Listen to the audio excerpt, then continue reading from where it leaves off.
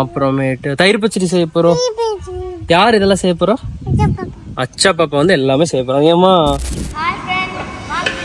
இன்னைக்கு வந்து 8 கிலோ பிரியாணி செய்ய போறோம். Basmati India Gate classic ரைஸ்ல.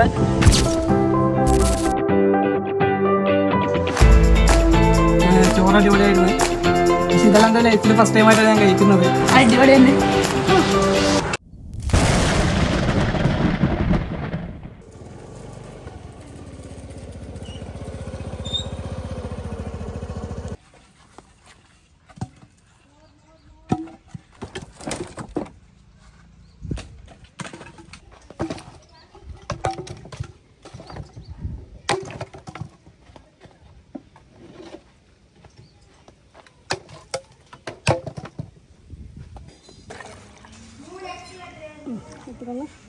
சமைக்கிறப்ப பார்த்தீங்கன்னா நம்மளால் சாப்பிடவே முடியாதுங்க. ஸோ அதனால் சாப்பிடாமல் நம்ம எம்டி ஸ்டமக்கில் எதுவுமே பண்ணக்கூடாது.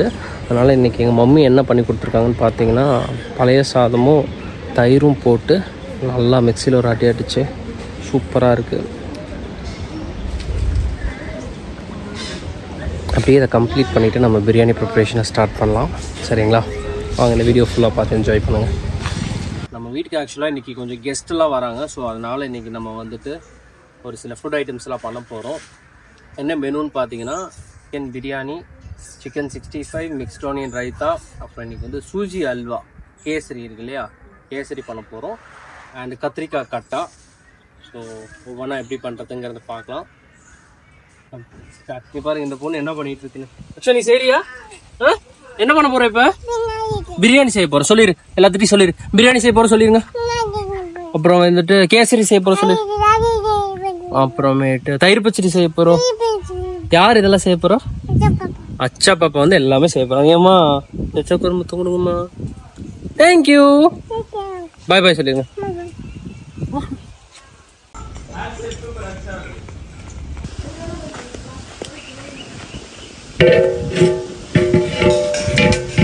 பிரியாணி வந்து நம்ம வந்து விறகடுப்புல தான் செய்ய போறோம். விறகுலாம் செட் பண்ணி நல்லா எரிஞ்சிட்டு இருக்கு. அண்ட் இப்போ பார்த்தீங்கன்னா இன்னைக்கு வந்து 8 கிலோ பிரியாணி செய்ய போகிறோம் பாஸ்மதி இந்தியா கேட் கிளாசிக் ரைஸில். ஸோ அதுக்கு எவ்வளோ குவான்டிட்டி போடணும் அப்படிங்கிறது நான் வந்து டிஸ்கிரிப்ஷனில் மென்ஷன் பண்ணுறேன். இதே மெத்தடில் நீங்களும் செஞ்சீங்கன்னா சூப்பரான ஒரு அவுட்புட் கிடைக்கும். பிரியாணி சமைக்க போகிறோம், வாங்க பார்க்கலாம்.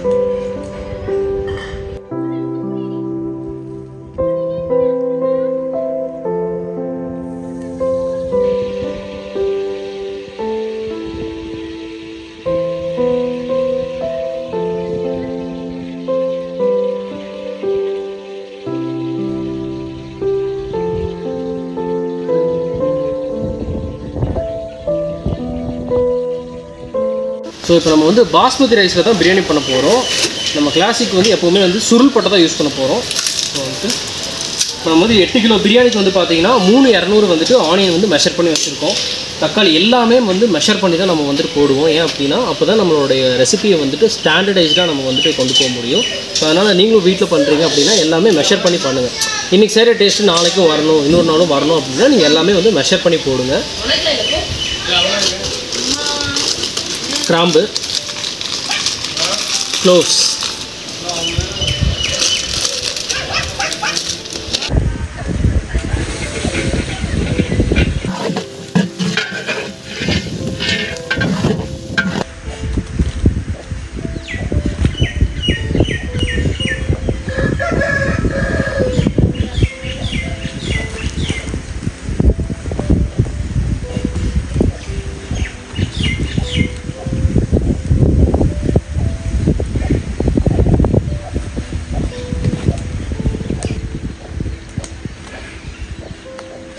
உங்கள் வீட்டில் ஒரு சின்ன ஃபங்க்ஷன் இருக்குது அப்படின்னா நீங்களே இந்த மாதிரி நீங்கள் வந்து பிரியாணி செய்யலாம். பேசிக்காக வீட்டில் பிரியாணி செய்ய தெரிஞ்சவங்க இருந்தாலே போதும். இந்த குவான்டிட்டிலாம் வந்து நீங்கள் ஒரு தடவை பார்த்தீங்க அப்படின்னாலே நீங்கள் ட்ரை பண்ணிங்கன்னா கண்டிப்பாக சூப்பராக அவுட்புட் கிடைக்கும். அண்ட் ப்ராப்பராக இந்த மெத்தடில் பண்ணிங்கன்னா வந்துட்டு உங்களுக்கு சூப்பராக இருக்கும்.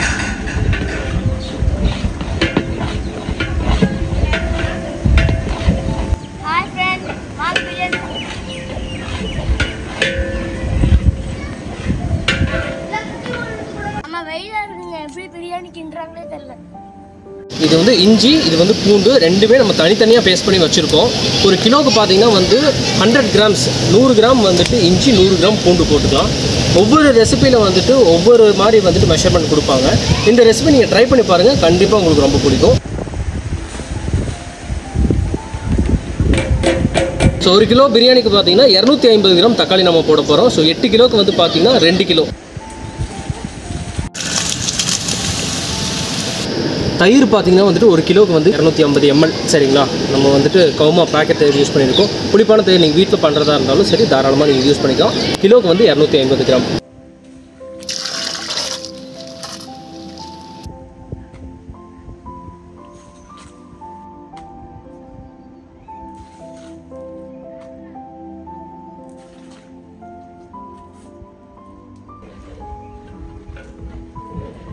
இதில் பார்த்தீங்கன்னா மல்லி புதினா ரெண்டுமே நம்ம வந்துட்டு வாஷ் பண்ணி வச்சுருக்கோம். அதனால் உங்களுக்கு வந்து கம்மியாக இருக்கிற மாதிரி இருக்குது. மல்லி பார்த்தீங்கன்னா 2 கை, புதினா வந்து 1 கை, அதாவது ஒரு ஃபுல் ஹேண்ட் சொல்கிறேன் நான். சரிங்களா? ஸோ 8 கிலோவுக்கு வந்து அந்த மெஷர்மெண்ட்டில் நீங்கள் போட்டுக்கோங்க. ஒரு கிலோவுக்கு பார்த்தீங்கன்னா 5 பச்சை மிளகா. சரிங்களா? அப்போ நம்ம வந்து 8 கிலோ பண்ண போகிறோம். அதனால் இதில் 40 பச்சை மிளகா இருக்குது. வாங்க ஆட் பண்ணிக்கலாம். ஸோ இதில் வந்து மிளகாத்தூள் இருக்குது. கிலோவுக்கு வந்து பார்த்தீங்கன்னா 8 கிராம் கணக்கு பண்ணிக்கோங்க. 8 to 10 கிராம் வரைக்கும் போடலாம். 8 கிராம் ஃபஸ்ட் நீங்கள் போட்டுட்டு அதுக்கப்புறம் உங்களுக்கு காரம் இன்னும் கொஞ்சம் தேவைப்படுதுன்னு வந்துட்டு இன்னும் ஒரு 2 கிராம் ஜாஸ்தி போட்டுக்கோங்க. ஒரு கிலோவுக்கு வந்து 8 to 10 கிராம்ஸ். உப்பு பார்த்தீங்கன்னா நம்ம மொத்தமாக அரிசி அப்படியே போடுறோம் அப்படின்னா வந்துட்டு பார்த்தீங்கன்னா கிலோவுக்கு 45 கிராம் போட்டிங்கன்னா கரெக்டாக இருக்கும். அப்படி இல்லை நீங்கள் வந்து வடிச்சு பண்ணுறீங்க அப்படின்னா வந்து கிலோவுக்கு 30 கிராம் போட்டுட்டு தேவையான அளவு உப்பு அப்புறம் ஆட் பண்ணிக்கோங்க.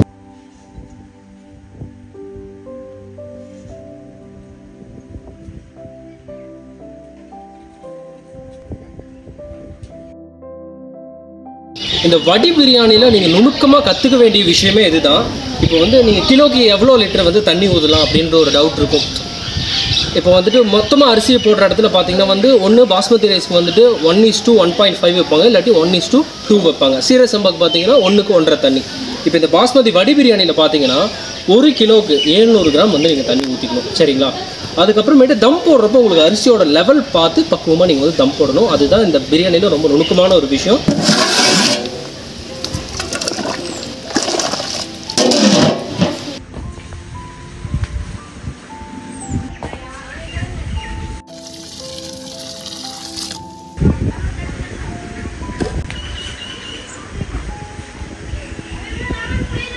ஆமாம்மா.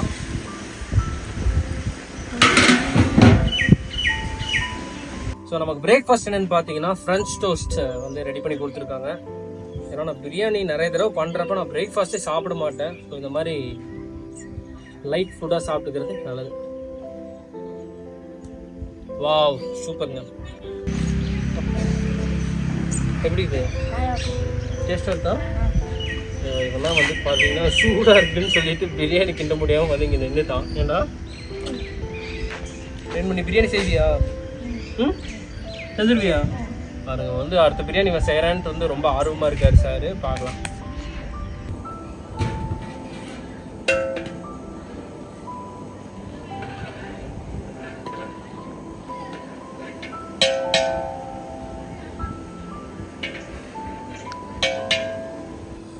சிக்கன் பிரியாணியை பொறுத்தளவு நம்ம வந்துட்டு மசாலா எல்லாமே போட்டதுக்கப்புறம் கடைசியில் தான் சிக்கனை போடுவோம். இல்லாட்டி பிரியாணியில் சிக்கனே நீங்கள் பார்க்க முடியாது, சீக்கிரம் கரைஞ்சிரும்.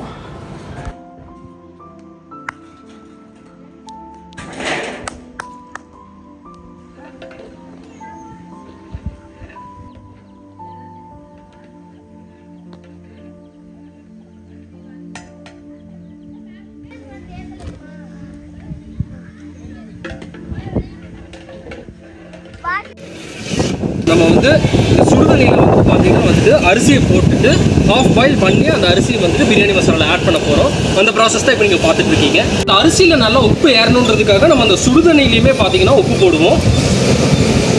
கடல் தண்ணி எவ்வளோ நல்லா கரிப்பாக இருக்கும் அந்த அளவுக்கு வந்துட்டு இந்த சுடுதண்ணியில் அரிசி போடுற தண்ணியில் வந்துட்டு உப்பு நிறைய இருக்கணும்.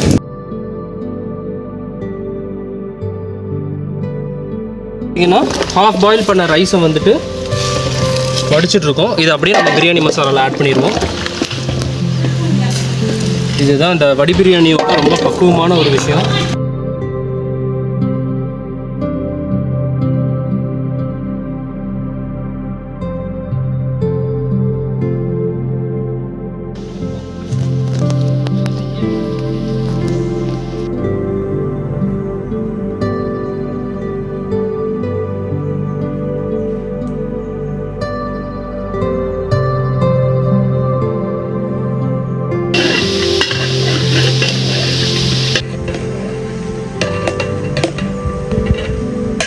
பார்த்தீங்கன்னா நம்ம பிரியாணி தம் போட போகிறோம்.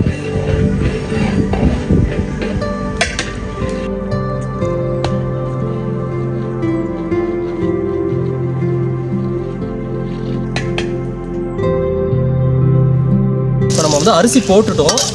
இதுக்கு மேலே தண்ணி வந்து சும்மா ஒரு 1/4 இன்ச்சுக்கு மேலே இருக்கணும், அவ்வளோதான். ஸோ இந்தளவுக்கு கொதி வந்தோம் நம்ம வந்து தம் போட்டுடணும்.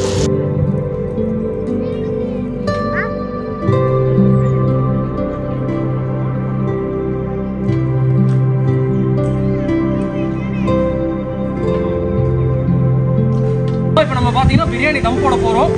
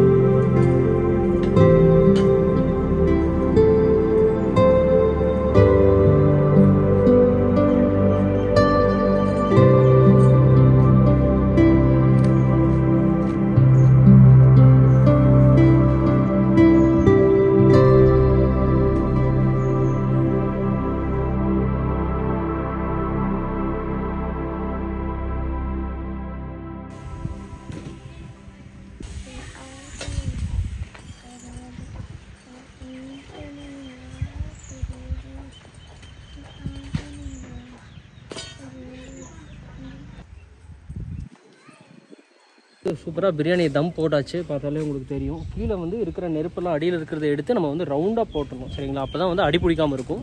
மேலே வந்து நான் ஏன் இவ்வளோ நெருப்பு போட்டிருக்கேன்னா, ஒரு 10 மினிட்ஸ்க்கு வந்து இருக்கட்டும்னு சொல்லிட்டு அதுக்கப்புறம் நான் அதை வந்து அணைச்சிருவேன். இவ்வளோ ஃபோர்ஸாக வந்து எரியக்கூடாது, சரிங்களா? ஸோ இன் பிட்வீனில் நான் ஒரு மோர் சாப்பிட்லான்னு சொல்லிட்டு எனக்கு பண்ணி கொடுத்தாங்க. ஸோ நான் சாப்பிட போகிறேன்.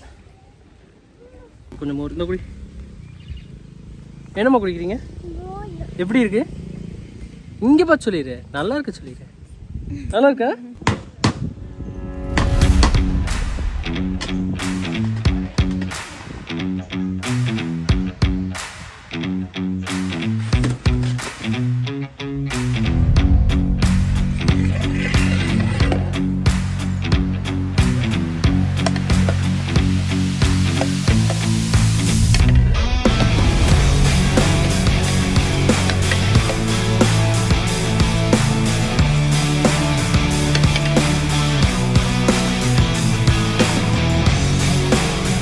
பிரியாணி வந்துட்டு சூப்பராக ரெடி ஆயிடுச்சு. எவ்வளோ பர்ஃபெக்டாக குக் ஆயிருக்குன்றது பாருங்க.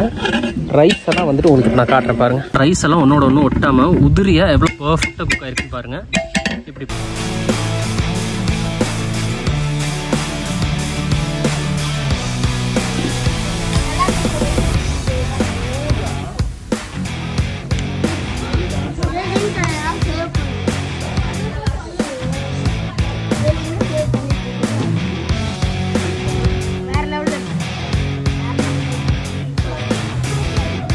அந்த கெஸ்ட் எல்லாம் சாப்பிட ஆரம்பிச்சிட்டாங்க. ஸோ அவங்கக்கிட்ட எப்படி இருந்துச்சுன்றதை கேட்கலாம் வாங்க.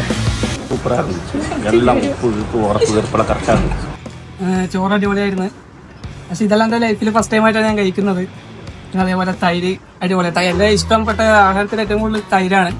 പിന്നെ കേരളത്തിൽ ഇതുവരെ ഇങ്ങനത്തെ ഫുഡ് ഞാൻ കണ്ടിട്ടില്ല. പിന്നെ തമിഴ്നാട്ടിൽ വന്നിട്ട്, തമിഴ്നാടല്ല പാലക്കാട് ഫസ്റ്റ് ടൈമാണ് ഇങ്ങനത്തെ ഫുഡ് കഴിക്കുന്നത്. അടിപൊളിയായിരുന്നു. Thank you. கேரளா பிரியாணி எப்படி இருக்கு? இந்த பிரியாணி எப்படி இருக்கு?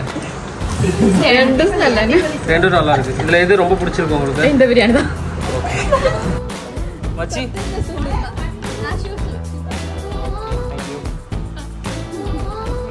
இரண்டு நல்லா இருக்கா? அக்ஷா நல்லா இருக்கா? பிரியாணி இப்போ வந்து பிரியாணி செட்டிலிருந்து ஹாட் பாக்ஸ் கொண்டு போகுது. நீங்கள் இப்போ பார்த்துட்டு இருக்கிறது மை பிரதர் அலீல் அண்ணா.